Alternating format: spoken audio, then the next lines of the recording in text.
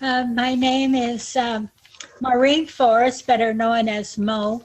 I'm 78 years old, and I've been in pain since I was 14 years old. I have Crohn's disease. I'm going to talk about my father tonight. I know before I've talked about the pain from my mother, her pain, but my father was an abusive alcoholic. I watched him beat my mother. I remember him chasing her down the street with a butcher knife trying to kill her. He would whip my three brothers and me. I remember him holding me up by one arm and whipping me with his belt. And it wasn't spankings, it was whippings. I was so scared of him. I used to tell Mom that my bones shake. And I hated the nighttime. I just hated it when it started to get dark. I was so scared of the night. I never wanted to be out in it. It got to the point that if my dad didn't come home for dinner, we would take 3 different buses and go to my grandmother's house. And one of the bus stops that we had to wait at was by a tavern. And I just hated taverns. I remember sitting in the car waiting for him to come out. And I saw our neighbor go in the tavern. And it wasn't but a few days later, she was visiting my mother, and it was lunchtime, and she was helping to make lunch and gave me a sandwich, and I refused to eat it. And it was, why won't you eat? Why won't you eat? Well, I wouldn't say why I wouldn't eat, but I wouldn't eat because I saw her in a tavern. And taverns were evil, and they were bad, and they hurt you. And she touched it. I couldn't eat anything that somebody like that touched. My uncle was a Catholic priest, my mother's brother. And he asked her, why don't you leave? And she said, because it's a sin to get a divorce. And my uncle said, God does not want you to live this way. And he said, and I will help you. She became his housekeeper. So I lived in a rectory for a few years. And life was better. It was a lot better. I was 7 years old when we moved. So everything that happened before, I was pretty young. But I still felt that danger that night could hurt you. Night was a bad time. And at one time then my dad found us and he came, and my mom always would move way back when he was around. And I heard my mom say, if you quit drinking for a year, we can get back together. And I would have nightmares. I'd have a nightmares that he would find us and that he would kill us all. I remember before we left him being passed out on the kitchen floor. My mom says, I have to give him his insulin shot or he'll die. And I went around into the other room and I prayed to God that she wouldn't give him his shot. I feel kind of guilty about that now, but I know I shouldn't. But it's my pain and my suffering was from my fears of the nighttime. And I know that chronic pain is often there's been a trauma. And my childhood trauma, that was what did it for me. I was 12 years old when he died. My mom got a phone call and she yelled and then cried. And my first thought was, Daddy's coming, Daddy's gonna come and get us. Oh no, and I was scared to death. And my oldest brother said, no, Daddy is dead. And once he was died, then my dreams did stop. I quit having those dreams of him.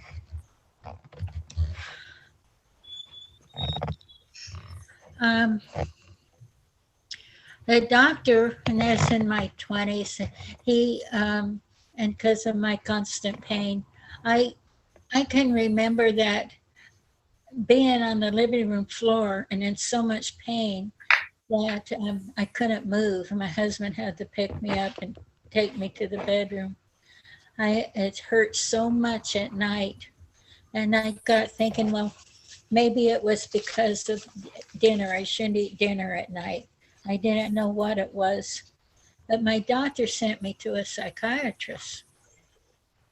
And after having talked to her for a while, she said to me, I think that your pain, or I think your problem with the night is because that's when your dad would come home. And I thought, bingo, that's it. But I had no instructions. I had nothing telling me how to handle it or what to do with it.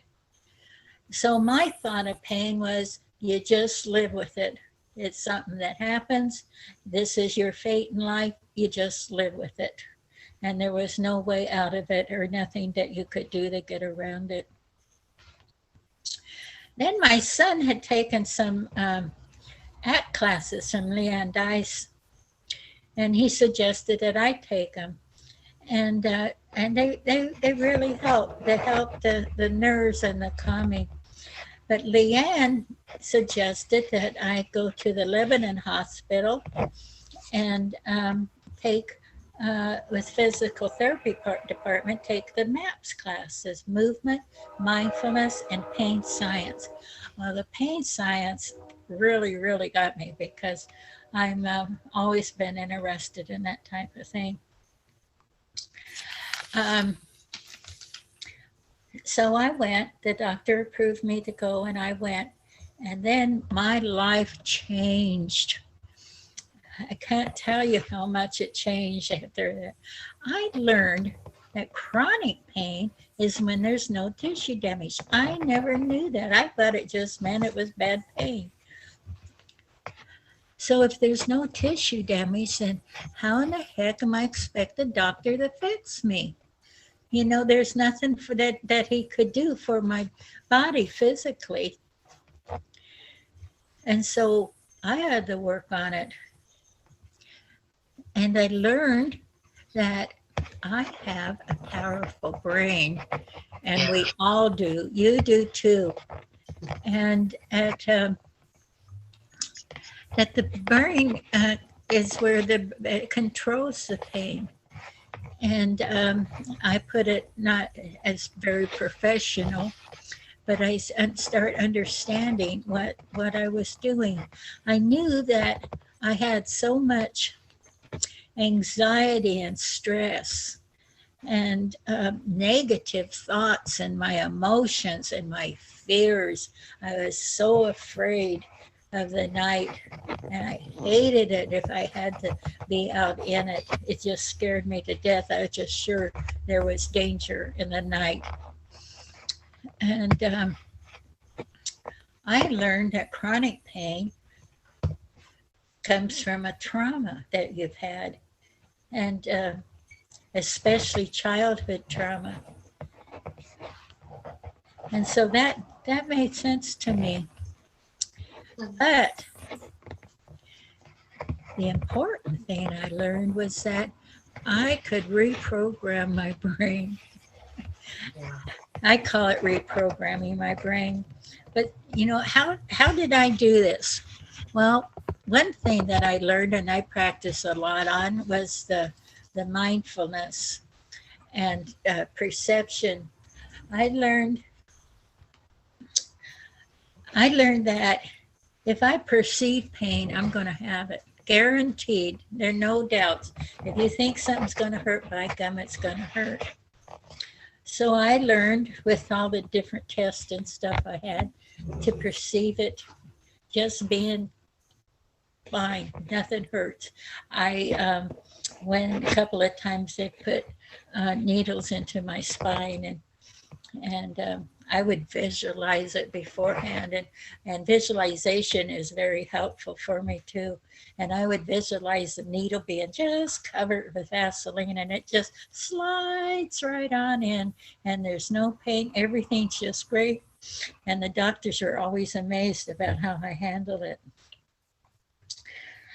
Um, with the night fear and my increased pain during the night, what I did was deep breathing for one thing. Dr. Caccaro says that's the most healthy thing that we could do. And I would breathe, I'd close my eyes, and it's very relaxing. And I would breathe through my nose, belly breathe, and my stomach would expand, and then it would come back out and through my mouth. And I could feel the breath coming in and out. And while I'm doing this, I was visualizing that I was very peaceful and that I was very strong and that I was a good person. And that the nighttime was a very peaceful time. It was a quiet time.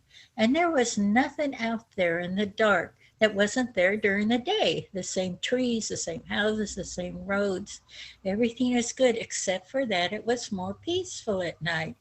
And I would do this maybe 10 minutes a couple times a day at least. And it takes a little while. But what happened was my thought in my brain, I had a strong thought that said, nighttime is danger, you're going to be hurt. And we know that pain is a protector. So it sends out the message, hurt, you're in danger, you better do something. And so my something, pain, and was to stay home, to stay out of it. And so by doing the mindfulness and the meditation, I was able to make the thing in my brain, like the attachment, I don't know what to call it, that was making me think that it was danger. And I was able to weaken that and not have that be my main thought. And I was able to make peacefulness my main thought. And it's nice and outside. The darkness is a peaceful time. And I was able to change that thought. I have absolutely no fear of the night anymore. I don't cramp up at night. I don't hurt worse at night. My Crohn's, I can be off the toilet at night because my Crohn's is better at night. It takes a long time to do it, but it's sure worth the trouble. There's many things that can help you. That what helps me may not help someone else, because we're all different. But I suggest that you work on some things. Is the perceiving of pain. I was in the Walmart store and I was having a hard time, and my son was in the car, and I thought, boy, I can't do this. I'm hurting too much. And I thought, Maureen, you know better. And so I start noticing all the colors. So I was saying all the colors to myself, red, pink, green, everything that I noticed. And I was able, because I wasn't thinking of my pain, I was able to finish my shopping and check out. You know, we've all had a bruise. We don't know where it came from because our mind was on something else. I'm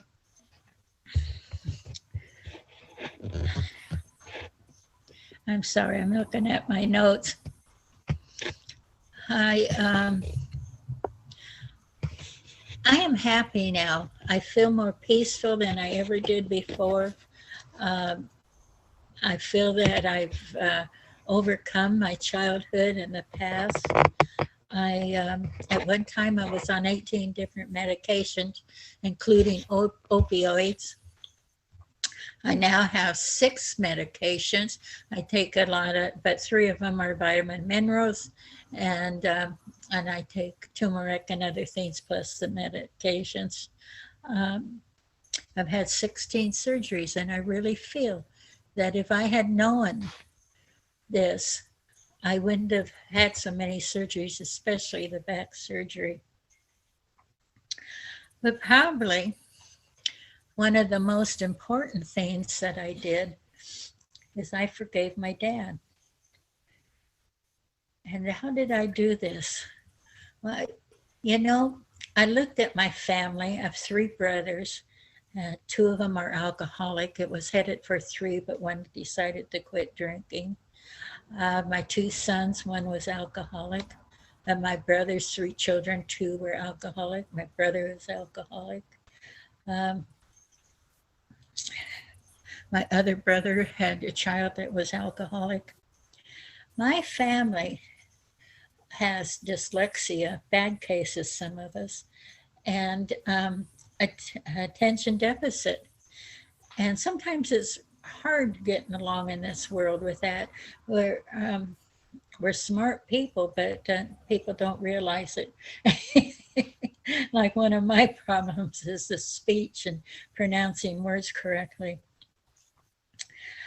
But I got looking and I got thinking, you know, their drinking is not because their father was an alcoholic. They're drinking to self-medicate.